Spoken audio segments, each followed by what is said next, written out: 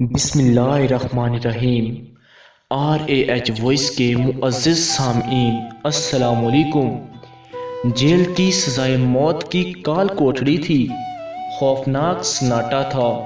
0 what کا bulb گپ اندھیرے کو تھوڑا سا روشن بنا رہا تھا۔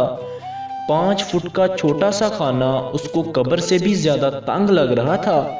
باہر شاید بارش ہو رہی ہے، اس کے پتھرائے ہوئے دماغ میں خیال گزرا، کیونکہ بادلوں کی ہلکی ہلکی گرج خوفناک سناٹے کو چیر رہی تھی، لیکن ان کی چمک بارش کی ہلکی پھوار اور ٹھنڈی ہوا کے تازہ ترین جھونکوں سے محروم تھا۔ آج اسے محسوس ہوا، بارش کتنی بڑی نعمت ہے۔ کال کوٹڑی کا کھانا بھی تو آج نہ آ سکا، کھانا نہیں ملے گا، آج پتہ نہیں کیا ہوا۔ شاید بارش کی وجہ سے گاڑی دیر سے پہنچے گی۔ جیل کے سنتری نے فولادی دروازے پر لگی چھوٹی سی کھڑکی کھول کر اسے بتا دیا اور کھڑکی بند کر دی۔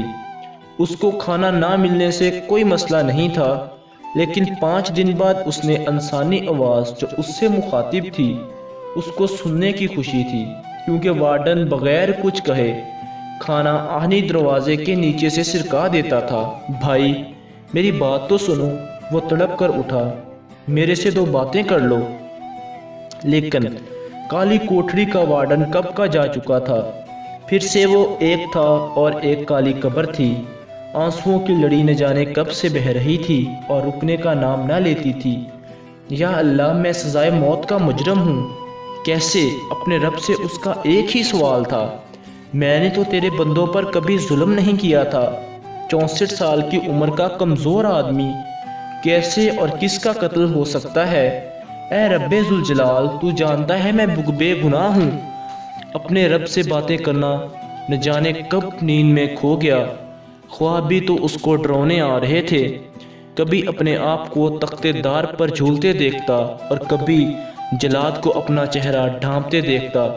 خواب میں کیا دیکھتا ہے کہ ہندوستان کی تقسیم ہو رہی ہے، ہندوؤں کے قافلے بھارت جا رہے ہیں اور مسلمان پاکستان آ رہے ہیں۔ کشت و خون کی لڑائی جاری ہے، لیکن اس کو کوئی پرواہ نہیں۔ کڑیل جوان اور مضبوط جسم کا مالک روزانہ گھر سے نکل پڑتا اور دیکھتا کہ ہندوؤں کی چھوڑی ہوئی کس چیز کو اچک لے۔ ایک آواز آتی ہے، یہ تیری کمائی کے دن تھے، تو چور جو ٹھہرا اپنے علاقے کا۔ وہ ہڑبڑا کر اٹھ بیٹھا، یوں محسوس ہوا جیسے آواز بہت قریب سے آئی ہو۔ وہ واقعی چور تھا، لیکن بعد میں چوری سے تائب ہو کر کوئی کام شروع کر دیا تھا۔ اس کو یاد آیا کہ ایک ہندوؤں کا قافلہ اپنی بھینس کو ایک درخت سے باندھ کر چھوڑ گیا تھا، کیونکہ بھینس دروزہ کی وجہ سے بہت آہستہ چل رہی تھی اور قافلے والوں کو جان کا خطرہ تھا، اس لیے بھینس کو چھوڑ گئے۔ جب یہ اس درخت تک پہنچا تو بھینس کا بچہ ہو چکا تھا اور چند گھنٹوں کا تھا۔ اس نے بھینس کی درخت سے رسی کھولی اور چلتا بنا، بچہ بھی ماں کے ساتھ ہو لیا۔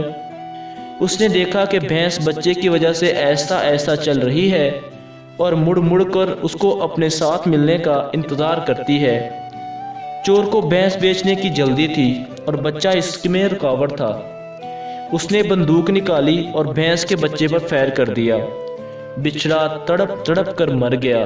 بھینس نے آسمان کی طرف سر اٹھایا اور پھر جھکا دیا۔ چور نے منڈی میں لے جا کر بھینس کو بیچ دیا اور سستی سی زمین لے لی، اور کھیتی باڑی سے اس کے دن پھر گئے۔ شادی ہو گئی، بچے ہو گئے، وقت بہت اچھا گزر رہا تھا کہ اچانک گاؤں کا ایک با اثر آدمی قتل ہو گیا اور الزام اس پر آ گیا۔ کال کوٹڑی کا فولادی دروازہ دل خراش چرچراہٹ کے ساتھ کھلا۔ اس کی سوچوں کا تسلسل ٹوٹ گیا۔